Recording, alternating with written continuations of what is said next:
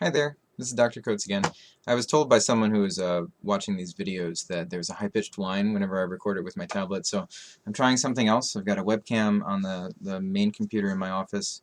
Um, there may be a problem when I upload it to YouTube because in the past I've had one or two of my videos that are recorded with this other program get out of sync. So if it is true that you're looking at my face and you're hearing my voice a little bit later than that, my apologies. I know that's kind of disconcerting, but every now and then it works, and it was a free program.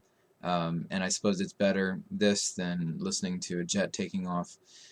I believe that or the equivalent, and I do believe that the microphone for this webcam is pretty good. So anyway, this is a lecture on the new criticism. It's for January 29th, the first week of Module 2.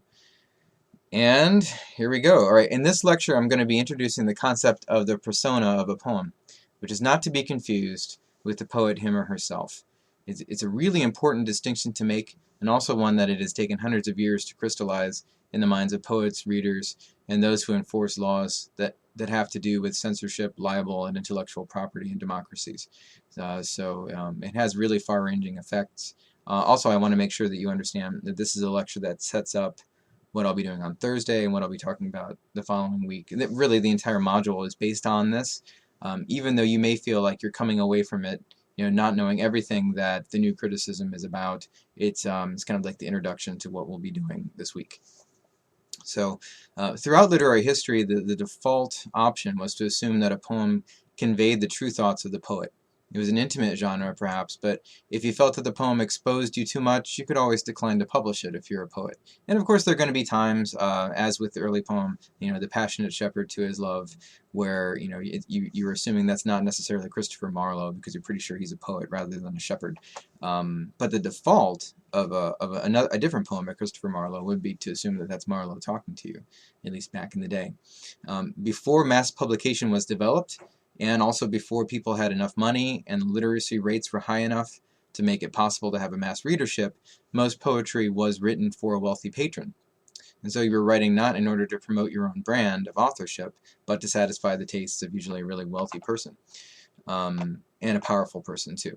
But as poets began contributing to something like a literary marketplace, the possibility of angering the powers that be and facing recrimination from those powerful people that are no longer sponsoring literature became very real and something to be warned against. It all came to a head late in the 19th century with the trial of the poet and novelist Oscar Wilde in London in the 1890s.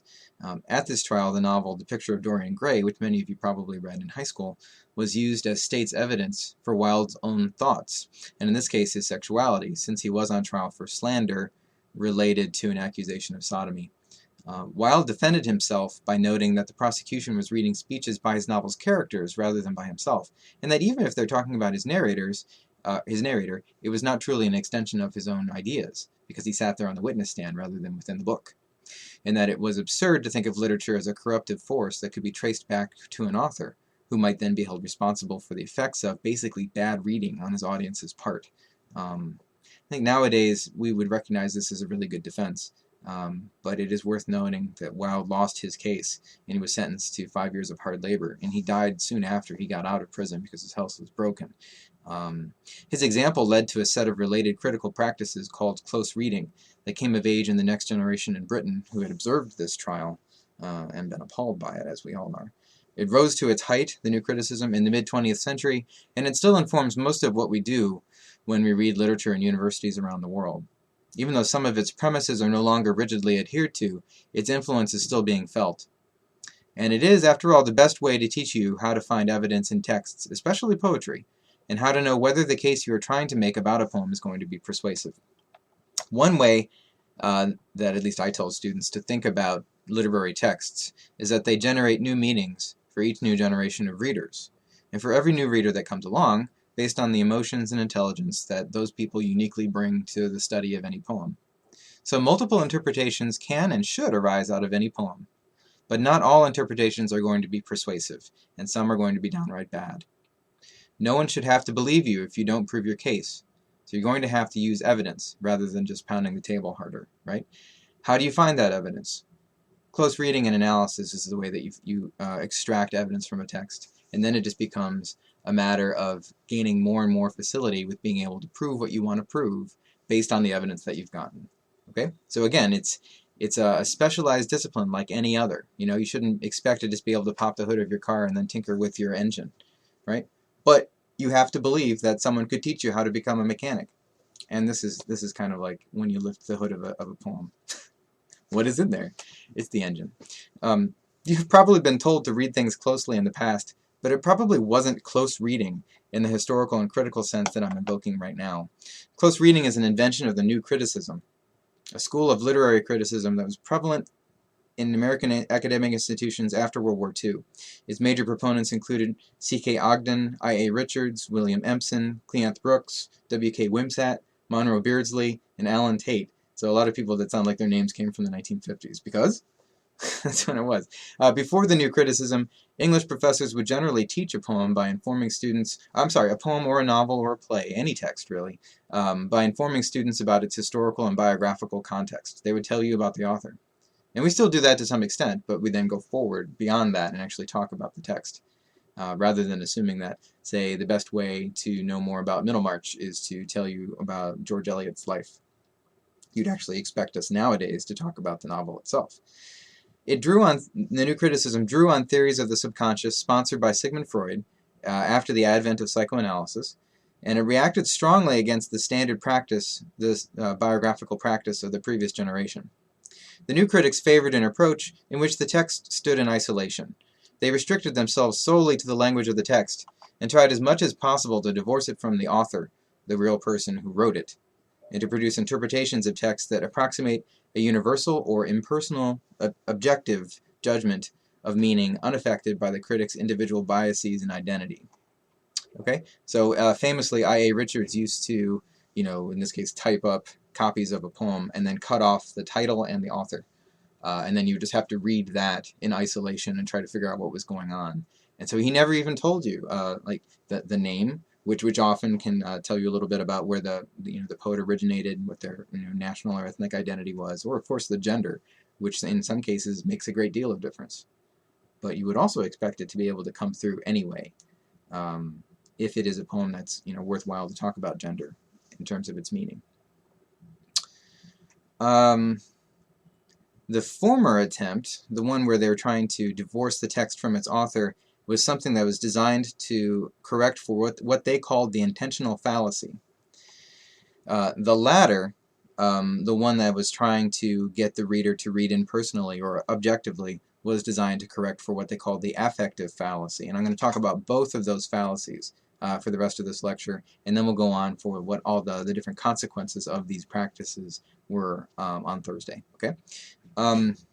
It's worth noting before I do this, though, that although most critics no longer consider this type of microscopic, isolated approach to be sufficient by itself, what they actually are doing is just overlaying something else that they're interested in on top of the new criticism and its tactics. So even though nobody nowadays would call themselves a new critic, and in fact it's kind of a historical irony that it's kind of an old criticism nowadays, there's still three things that are true. One, your professors were probably taught the new criticism in college by new critics, unless they're really young professors like me.